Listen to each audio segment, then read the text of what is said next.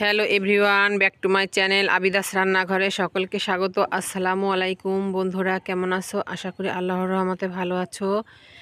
দেশ ও দেশের বাহির যে যেখান থেকে দেখছো আমার ভিডিওটি, অবশ্যই ভিডিওটি লাইক দিয়ে কন্টিনিউ করবে। আজকে আমি তোমাদের সঙ্গে শেয়ার করব আমি কি কি রান্না করলাম, সেগুলো আমি তোমাদের সঙ্গে শেয়ার করতে যাচ্ছি। তো চলো বন্ধুরা, দেখে নেওয়া যাক কি কি রান্না করলাম আজকে সেহরি বা ইফতারের জন্য। এই তো প্রথমে আমি এখানে কড়াইতে তেল দিয়ে পেঁয়াজটাকে ভেজে নিচ্ছি, লাউ রান্না করব। তো মশলা দিয়ে দিয়েছি, এখন দিয়ে দিচ্ছি স্বাদ মতো লবণ। লবণটা দিয়ে মশলাগুলোকে ভালোভাবে ভেজে নিতে হবে। আর আজকে রান্না এখন আমি মশলাগুলোকে ভেজে নিচ্ছি লাউ দিয়ে, ইলিশ মাছ রান্না করব বলে। আর এই তো লাউটা দিয়ে দিয়েছি, এখন মশলা দিয়ে দিচ্ছি। আর এই লাউটা আমাদের বাড়ির গাছেরই, গাছ লাগিয়েছিলাম বাড়িতে, অনেক লাউয়ের জালি আসছিল, কিন্তু লাউয়ের জালিগুলো থাকছে না, কেন জানি না।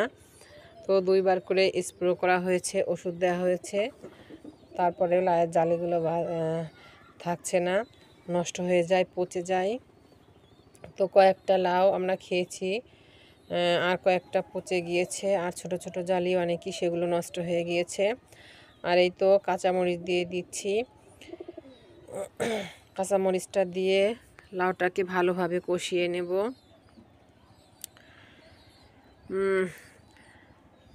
প্রতিদিনই তেল ঝালের রেসিপি খাওয়া হয়, আর এই ইফতারের সময় তো ভাজা পোড়া আছেই। তো ভাবলাম যে আজকে একটা তরকারি করি অল্প মশলা দিয়ে, তা কি করা যায় ভাই। এখন চিন্তা করলাম যে লাউ আছে, লাউ দিয়ে ইলিশ মাছটাই রান্না করে নেই। তো এই তো পানি দিয়ে দিয়েছি, পানিটা দিয়ে লাউটাকে ভালোভাবে একটু ফুটিয়ে নিয়েছি। এই তো লাউটা সিদ্ধ হয়ে গেছে, আর লাউটা সিদ্ধ হতে তেমন বেশি সময় লাগেনি। এই তো আর এই মাছগুলোকে আমি আগে থেকে লবণ হলুদ দিয়ে মেখে নিয়েছিলাম, এখন মাছগুলোকেও দিয়ে দিয়েছি তরকারিতে। মাছটা দিয়ে একটু নেড়ে চেড়ে আরও কিছুক্ষণ কুক করে নিলে আমার লাউয়ের তরকারিটা রেডি হয়ে যাবে। আর একটু ঝোল গাঢ় করে নেব। এই তো লাউয়ের তরকারিটা চুলা থেকে নামিয়ে নিচ্ছি।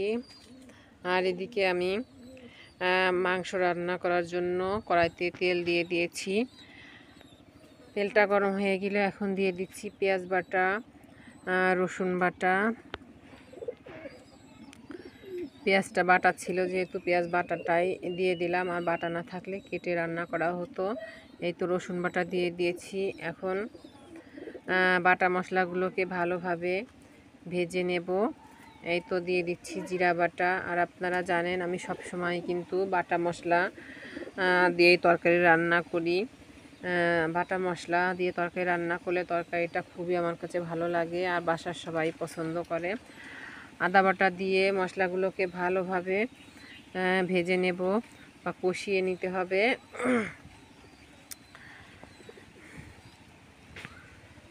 মশলাগুলো ভেজে নেওয়া হয়ে গেছে, এখন দিয়ে দিচ্ছি ঝালের জন্য শুকনো মরিচের গুঁড়া, কালারের জন্য দিয়ে দিচ্ছি হলুদের গুঁড়া। এখন গুঁড়া মশলাগুলো দিয়ে মশলাগুলোকে আবারও ভালোভাবে কষিয়ে নিতে হবে। এই তো দিয়ে দিচ্ছি স্বাদ মতো লবণ। লবণটা দিয়ে মশলাগুলোকে নেড়েচেড়ে ভালোভাবে কষিয়ে নেব। আর এই তো মশলাগুলো কষানো হয়ে গিয়েছে, তেলটা উপরে এসেছে, আর সুন্দর একটা ঘ্রাণও বেরিয়ে গেছে মশলা থেকে। আর এই তো বলার মুরগি রান্না করব। এখন মাংসগুলোকে দিয়ে দিয়েছি। আর আজকে মাংসগুলো কোনোভাবেই আমি ভেজে নিইনি, প্রতিদিনই ভেজে রান্না করি, কিন্তু আজকে ভেজে রান্না করব না। তার কারণ হচ্ছে আজকে মাংসতে আমি কোনো পানি ব্যবহার করব না। মশলার সঙ্গে যে কষাবো তাতে আমার মাংসগুলো ভাজা হয়ে যাবে। এই তো মশলাগুলো সঙ্গে মাংসগুলোকে ভালোভাবে নেড়েচেড়ে কষাতে থাকবো। মাংসতে কোনো ঝোল রাখবো না। আর একটা তরকারি যেহেতু আছে সেটাতেও ঝোল আছে, এই জন্য মাংসটা এভাবেই রান্না করব আজকে। আর এই তো ছোট ছোট 3টা আলু দিয়ে দিয়েছি, যেহেতু বাসার সকলেই মাংসের ভিতরের আলু খুবই পছন্দ করে, এই জন্য ছোট ছোট 3টা আলু দিয়ে দিয়েছি। আলুটা দিয়ে মাংসের সঙ্গে ভালোভাবে কষিয়ে নেব। আর এই তো যেহেতু পানি ব্যবহার করব না, মাংস গ্যাসটাকে মিডিয়ামে রেখে এভাবে কষাতে থাকবো আর নাড়তে থাকবো যাতে নিচে থেকে লেগে না যায়। এই তো মাংসগুলো আলুগুলো সুন্দর মতো কষানো হয়ে গেছে বা সিদ্ধ হয়ে গেছে, আর সিদ্ধ হওয়ার বাকি নেই। এখন আমি গরম মশলার গুঁড়ো করে রেখেছিলাম, সেই গরম মশলার গুঁড়োটাই দিয়ে দিয়েছি। আর এই গুঁড়োটাও আমি বাড়িতে করে নিয়েছি, জিরা গরম মশলা দিয়ে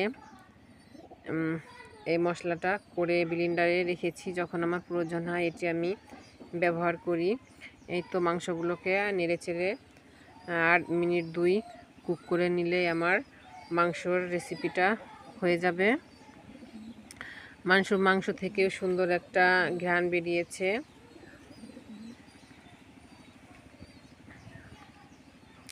এই তো আর একটু নেড়েচেড়ে নিচ্ছি।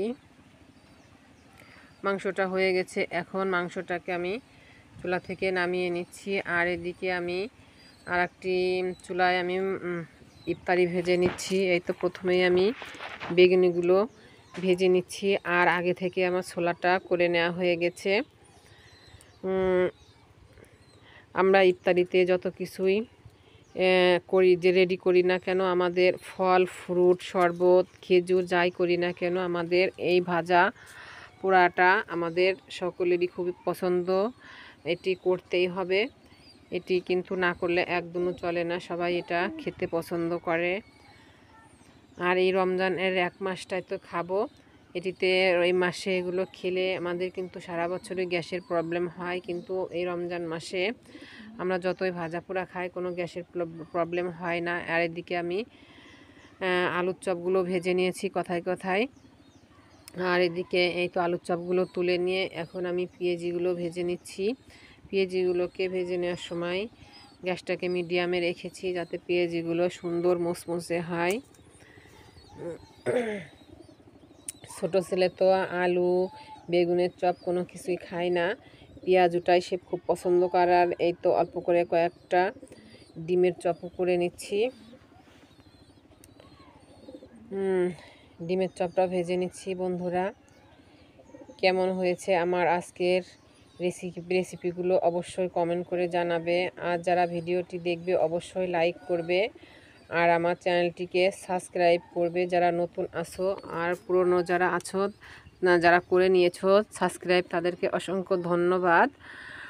আর পাশে থাকা বেল বাটনটি অবশ্যই চেপে দেবে, তাহলে আমি যখন নতুন নতুন ভিডিও আপলোড দেব সবার আগে নোটিফিকেশন তোমাদের কাছে পৌঁছে যাবে।